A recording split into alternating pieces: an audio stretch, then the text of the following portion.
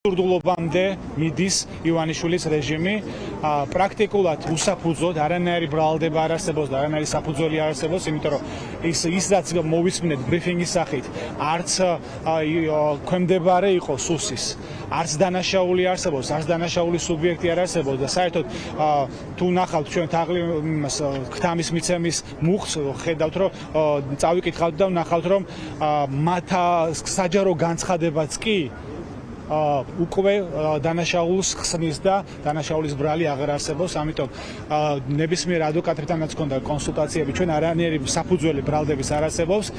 დღე უკვე რამდენიმე 3 საათზე მეტი არის გასული და ადვოკატებს არ უშვებენ, ჩვენ კომუნიკაცია ჰქონდა ლევან იოსელიანთან, სახელმწიფოდამცველთან და იყო გაუძლებელი გამოვიდა კონტაქტზე, თუმცა დღემდე ამ წუთამდე კონტაქტი ადვოკატსა და ლევან ხაბეიშვილს შორის არ არსებობს და ჩვენ ვითხოვთ რომ ადვოკატის დაშვება მოხდეს, იმიტომ რომ არ ვიცით ეხლა როგორ ძალადობენ ლევანზე, რას ფსიქოლოგიურ ზეწოლებს იყენებენ და ასე შემდეგ. ამიტომ ვითხოვთ რომ ლევან, ფიქრობ თუ არა რომ შეიძლება რაღაც ფორმულირება შეიცვალოს, რაღაც დამხობის მოწოდება, ეს ტრადიციული საქმეები. ლევან ხაბეიშვილმა შეძლო და დააშინა ივანიშვილის რეჟიმი და უკანონების ჩადენის ხარჯზე მას თავისუფლება აუკვეთეს, მაგრამ 100,000-ობით ქართველს 4 ოქტომბერს შეუძლია რომ რუსთაველზე გამოვიდეთ და მართლა ჩვენი საერთო ძალისხმევით, ჩვენი საერთო მიზანსწრაფით დავასრულოთ ეს რუსული დიქტატორული რეჟიმი, რომელსაც არც კანონი აინტერესებს, არც საქართველოს ეროვნული ინტერესები აინტერესებს მხოლოდ ივანიშვილის ხელისუფლებაში ყოფნა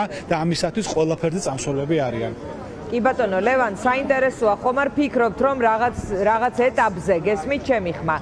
შეიძლება თუ არა რაღაც ფორმულირების შეცვლა, მაგალითად აი ამ საჯარო დაპირების დაკავების საფუძვლად მოქცევის მიღმა, რაღაც დამხობისკენ მოწოდება და ასე შემდეგ. ჩვენ გვახსოვს ყველა არჩევნების წინ რაღაც გადატრიალების მცდელობა და ეს მუხლები, ოღონდ დაკავებების გარეშე მუდმივად ფიგურირებდა ეს უსაფრთხოების სამსახურის, ეს თქვა ყველაზე ფართოდ აპრობირებული მუხლი იყო, რომელიც მუდმივად აქტიურდებოდა ხოლმე რაღაც კონკრეტული პოლიტიკური სეზონის, მოდი ასე ვიტყვი, იმიტომ რომ ამ არჩევნებს თქვენ არ ცნობთ, მაგრამ ის მაინც არის და აი ამ აქციის და აი ამ პოლიტიკურ სეზონზე.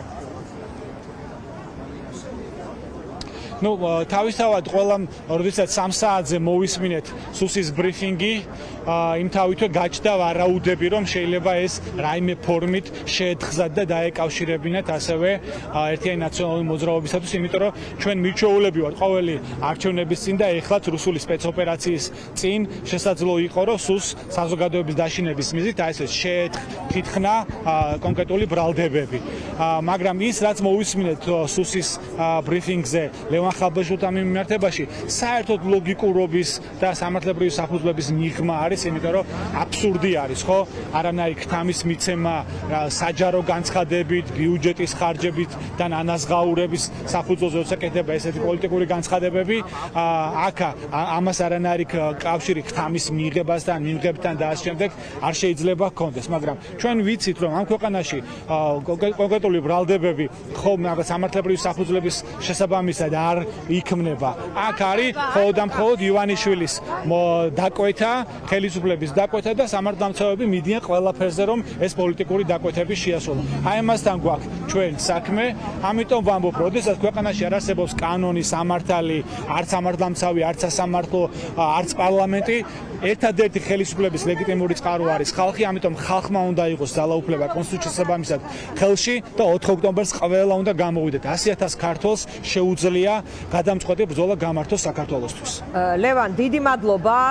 ლევან ბეჟაშვილს დავემშვიდობებით. მადლობა ლევანს და მაყურებელს წავუკითხავ. ჩვენ ნახეთ, რომ სუსის ბრალი ეყრდნობოდა